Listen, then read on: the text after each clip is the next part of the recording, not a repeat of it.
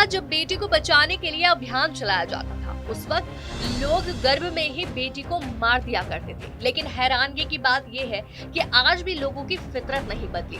आज भी कुछ पत्थरदिल लोग बेटियों को गर्भ में ही मार डालते हैं। ऐसी ही बच्चियों की आत्मा की शांति के लिए कानपुर की महिलाओं ने महातर्पण किया। पितृपक्ष चल रहा है और हम सभी अपने पितरों का श्राद्ध करते हैं, उनकी आत्मा की शांति के लिए उनका तर्पण करते हैं। लेकिन कानपुर में एक अलग ही तर्पण देखने को मिला।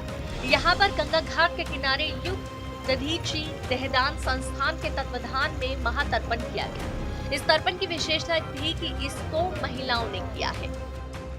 योग दधीची देहदान संस्थान अपनी बेटी बचाओ मुहिम के अंतर्गत वर्ष 2011 से अजन्मी बेटियों के लिए महातर्पण का कार्यक्रम नगर के सरसैया घाट पर संपन्न कराता रहा है।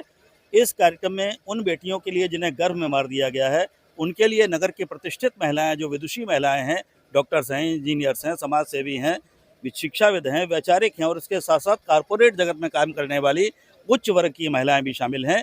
वे महिलाएं गर्भ में मार दी गई बेटियों के लिए तर्पण का कृत्य संपन्न करती हैं और इसके माध्यम से समाज को संदेश देना चाहती हैं कि जिन बेटियों को हमने पुत्र मोह की चाहत में गर्भ में मार दिया है, जिनका नाम लेना उनके माता पिता भी ठीक नहीं समझते हैं, जल देने की बात तो बहुत दूर है, उन बेटियों को महिलाएं जल देकर अपने उस तर्पण के अधिकार का प्रयोग करने के साथ साथ समाज को एक संदेश भी देना चाह रही हैं कि जिनको हमने गर्भ में मार दिया है, उनके लिए लड़ाई लड़ने के लिए अब समाज की आधी नारी शक्ति यहाँ गंगा तट पर उतरी है और आने वाले दिनों में ये चिंगारी दावानल बनकर उन लोगों के ऊपर टूटेगी जो गर्भ में ही बच्चियों की हत्या करने का पाप करते हैं। यत्र नारीस्तव पूज्यते रमन्ते तत्र देवता की संस्कृत रखने वाले भारतवर्ष में जहाँ नारियों की पूजा होती है, वहाँ पर नारियों का यदि ऐसा असम्मान किया जाएगा तो निश्चित रूप से हम ढोंग और ढकोसले के सिवा और कुछ नहीं कर रहे हैं। इसलिए नारी की वास्तविक पूजा करनी है तो बेटियों को जन्म लेने दें, बेटियों को धरती पर आने दें, उन्हें फलने और फूलने दें और साथ साथ समाज की जो संस्कृति है, समाज की जो रीढ़ है,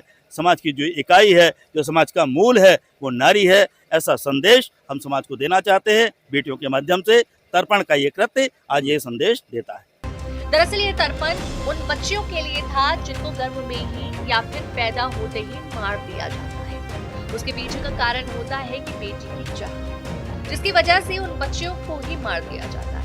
गंगा घाट के किनारे इस तर्पण को करने के लिए समाज की हर वर्ग की महिलाएं मौजूद। संदेश यही है कि हमें महिलाओं को जागरूक होना चाहिए, जो अब हो रहा है। अब गवर्नमेंट की तरफ से भी काफ़ी स्कीम्स हैं और जागरूकता फैलाई जा रही है स्कूल लेवल पे भी, और तो मुझे लगता है कि बहुत ज़्यादा अब जागरूकता आ रही है और हर इंसान को, मैं हूँ, आप हो, हम अपने पर्सनल लेवल पे भी जो भी कर सकते हैं जागरूकता फैलाने के लिए, जो भी हम हेल्प कर सकते हैं। जैसे आप ये देखिए, ये कितनी छोटी सी चीज़ है पर कितना अच्छा थॉट है ये। तो जब आप ये सब भी करते हैं तो कहीं ना कहीं अपनी तरफ से कंट्रीब्यूट करते हैं और एक मैसेज सोसाइटी को भी देते हैं। सो इस छोटी छोटी चीज़ों से अगर हर आदमी कुछ ना कुछ करेगा तो definitely it will make a big difference. शादियों की हमारी इतनी महान संस्कृति है, लेकिन कुछ कुरीतियाँ समय के साथ और अलग अलग प्रभावों की वजह से आई जाती हैं। तो हर एक इंसान का ये बहुत कर्तव्य बनता है कि आप अपने सोसाइटी में अच्छे प्रभावों को लाएं, अच्छी चीज़ों को लाएं, सो दैट आप महातर्पण करके तो हम बहुत ज़्यादा अवेयरनेस स्प्रेड कर सकते हैं कि जो अजन्मी बेटियां हैं जिनको भ्रूण हत्या करके मार दिया गया है, जो कि बहुत ही बड़ा महापाप है।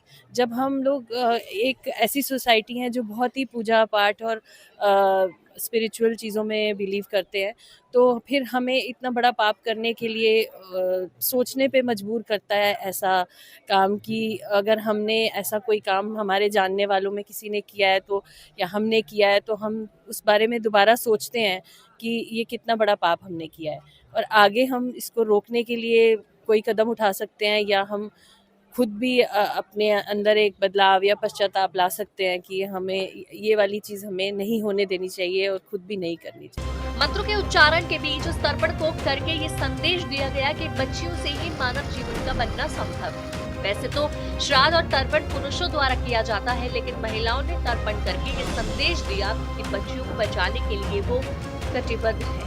लेकिन महिलाओं ने तर्पण करके ये संदेश दिया कि बच्चियों को बचाने के लिए वो तैयार है।